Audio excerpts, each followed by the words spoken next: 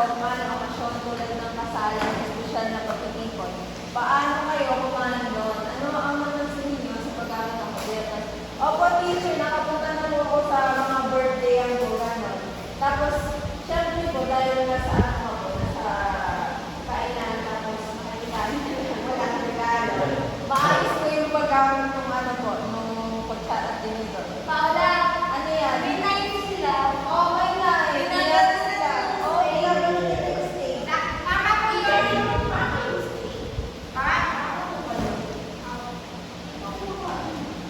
Pangmayaman lang yan. Pangmayaman lang yan, yung steak. Masarap po. Masarap yung steak, pork steak. Mahala, nakita na tayo. Masarap na rin yung pork steak. Wow! Sarap po ng ulam yan. Ay, na-perfect na po. Attention na to, mga anak. Sino pa sa number 5?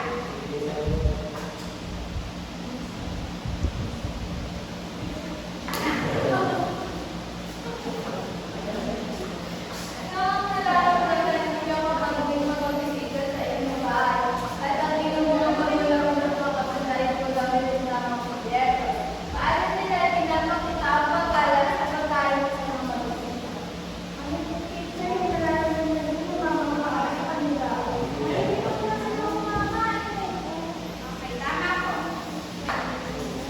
Paano po nila ipinapakita ang paggalang sa pagkain ng mga bisita? Sige, anak. Tayo po. Paano nila ipinapakita ang paggalang sa pagkain at sa mga bisita po? Kagaya naman sinabi ko na kapag gumagana tayo ng kubyertas, sabayan po natin na paglalatan. Ay, tama po. Ay, katama lang po yung sinabi niyo talaga. Wala ko na kami ng pag simulan sa bago sila. Sige po, magsitayo po din. Magsitayo po tayo, ha? Magsitayo po tayo lahat at magbibigay po tayo ng blanket.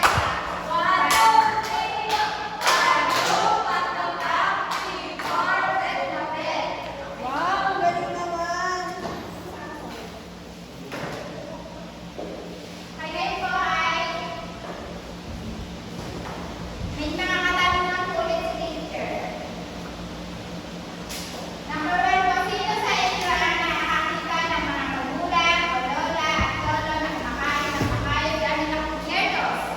Teacher, Maayos naman po kumakain. tayo pa. Maayos naman po kumakain pero pero nagkakamay po.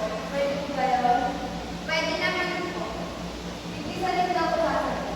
Nakita na po. Ay, tayo pa na magkatabi po. Ayun po. Ano ang paborito ninyong pagkain?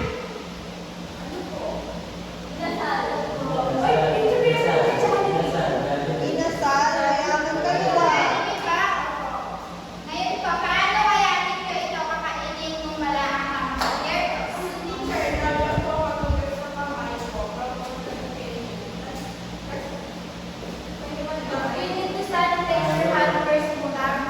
Tama po.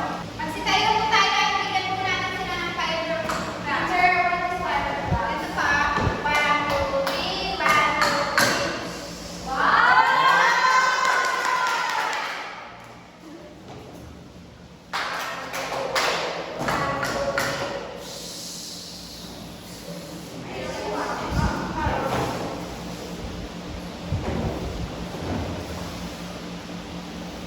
So number 3 po, sila gustong tumalon po. Anak ko po. Ako ba, teacher? Number 3 po, ano ang nararamdaman ninyo kapag ang mga tao sa paligid ninyo ay kumakain ng maayos o mag-aalat? Paano ito nakaka-apekto sa inyong sarili at sa inyong paligid? Teacher, syempre po, pag ako nakakita po ng mga taong maayos po yung manners ko pagdating sa pagkain, syempre po gagayahin ko po sila para hindi po ako magmukhang ano po, yung hindi maayos o rude. Tapos, syempre po, makakapekto po siya sa akin na gagayahin ko sila sa courtesy para ano po, yun yan, maayos na po teacher.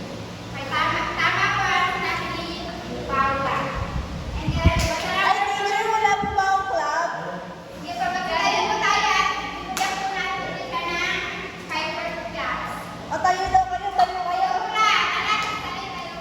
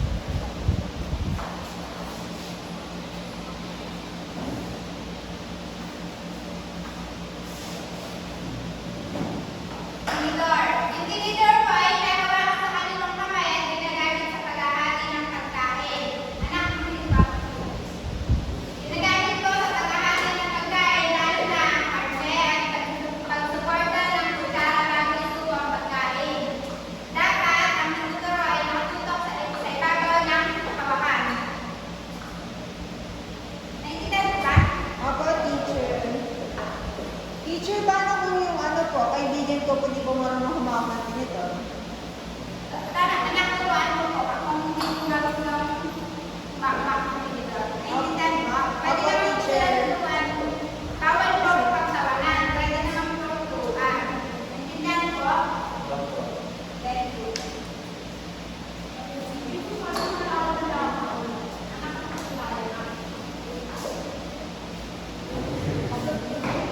Kutsara, nakawayan sa kanang kamay at ginagamit sa pagtibig sa bawat kain tulad ng lugaw o kanin at ulam. Naiintindihan po, yung kutsara po ay sa pagkain lang po lang. Halimbawa po kanin po yung kinakain nyo. Doon nyo lang po siya gagamitin. Teacher po, hindi po ulit Eh, teacher, paano yung sa ano? Pwede po bang gamitin yun sa sabaw, sa ano po? Yes po, pwede pong gamitin ang kutsara sa sabaw. Naiintindihan po? Kung kanin naman po ang inyong ulam ay tinidor po ang lalagigin, tutulungan mo natin and then naiintindihan po? Opo, teacher. Very good. Kutsilyo, ginagamit sa pag-iwan ng karne at iba pang matitigas na pagkain. Naiintindihan po? Opo, teacher, paano kung ano? Yung kutsilyo po namin, ano, sobrang talim po, nasigawan po ako niyan. Anak ko po kung gagamitin ng teacher. Shopping board din ka ba? Ako. Ano na dala ng shopping board? Sino ba? Ay, galing mo yun. Ay, alam mo sa galing ko. Anong kalan ko?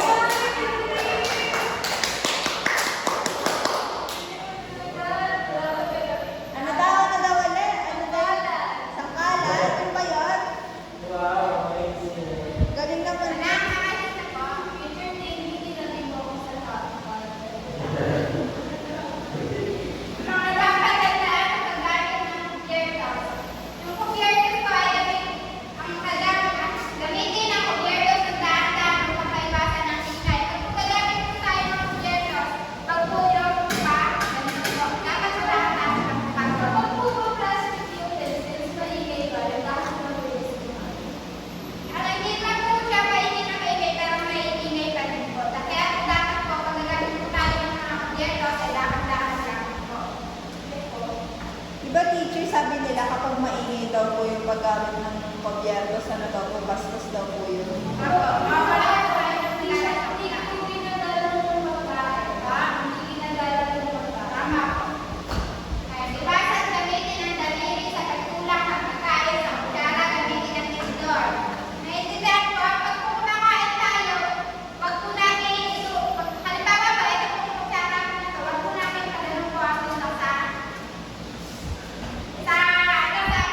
Dapat po, gumamit po tayo ng tinidor at kulang. Ganyan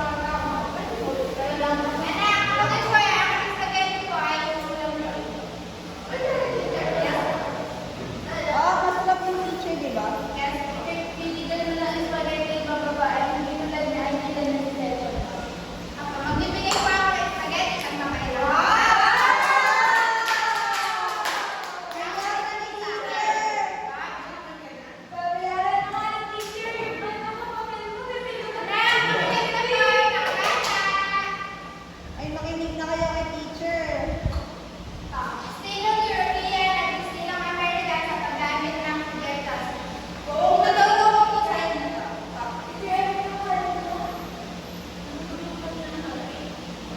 Basta paggamit ng projectors.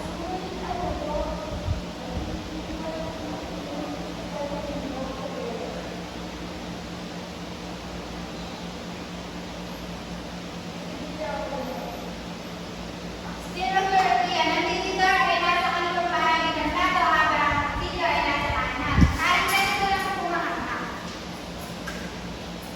Makinig po mabuti na at tignan ko ang aking ginagawa para po mamaya may pagmimigwa ang aktibidad ay alam nyo. Naintindihan ko? Opo, teacher. Nasa kaliwa po ang tinigareto po dito. And then, ang kutilyo naman po ay nasa kanang bahagi ng plato. Ito po dito po. Teacher, ba't po yung sinagulog ko? Yung plato ko nandito, tapos po yung mga pagkain na nalagay dito sa kamulang ticket. Alam niyo ba naman sa amin po, sinong paggamit ko? Iba sa teacher ng first electric pagdating po sa pagkakadali ng pagkakadali. Yes. Ang kutilyo ay hawak sa kanang kamay. Ay! Teacher, kanang kamay. Pwede daw po ba mag-example sa rated? Anak, gusto mo bang may example? Subukan niyo daw. Gusto din po alam mo Ayoko po, teacher. Hindi na po si Rated eh. Nakakutilyo daw ba? Asan po ba yung kanang kamay natin? Taas po. Tama po. Yan po. Tapos, iwain ang karne. Ang apat na Teacher, mapapagod na si Rated. Ako na. Tignan ba ako pa? Ito, ito. Gamitin. Dapat po yung kutilyo ba ay nakaganon pa ako po natin and then nandun po yung dulo. Teacher, gusto ko i-try. Pwede ba? Sige na ikaw. Alam mo po ba gamitin ito? Apo, Ito teacher. yung mga water. Ano yung teacher? Ano yung kutsilyo ko nasa kanang kamay?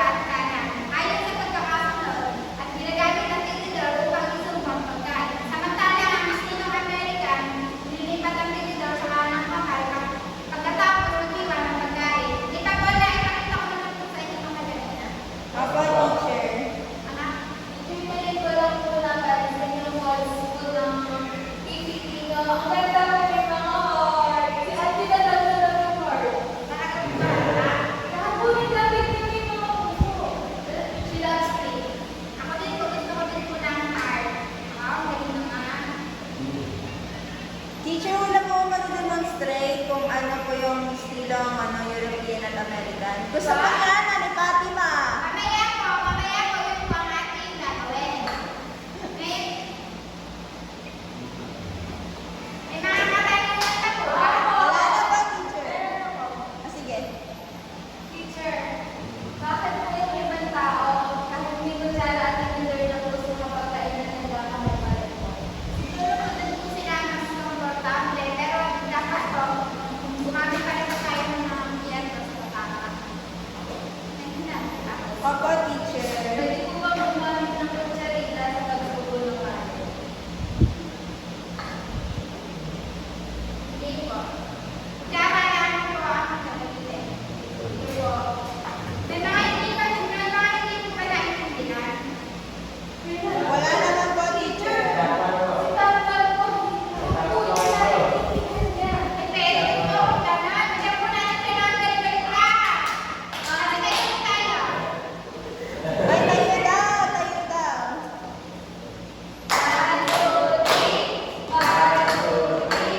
Ang galing, ang galing, Ang galing-galing. Okay lang. Tahimik na po.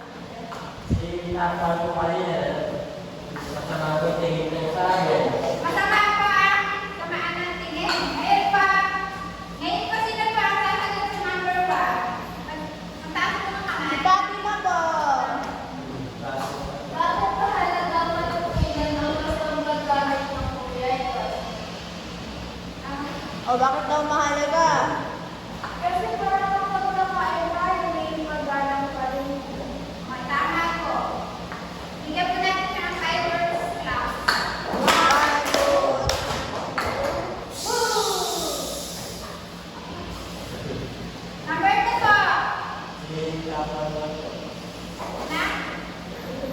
Yan ang kasi pa. Ano? Pagkakuha yung anak, hindi lang European ang kaya kailangan mo mag-aaral. Ala, teacher, di siya nakikinig. Ako, teacher. Hindi ko pa ano pa. Parehas ka naman po sila ng mga nakakabiyay mo sa teacher. That's, ano ba, parang sila yung way, kung ano po yung way na mo namin yun. Ay, tama. Ako, teacher, may ano ako. Teacher, yung pagkakalo po ng istilang European at American po. Yung istilang European po, ano, gagamit ka ng, ano yan, kutsilyo at inigaw sa kanan sa kaliwa, respectively. Sa atin po yun. Pero yung American po, same din, pero yung, ano yan, pwede mo pong ibaba yung kutsilyo sa, ano yan, sa plato, tapos ilipat yung inigaw sa kanang kamay, tapos yun po yung gagamitin yung pang ano po, pang sundot. Tama Kapag po.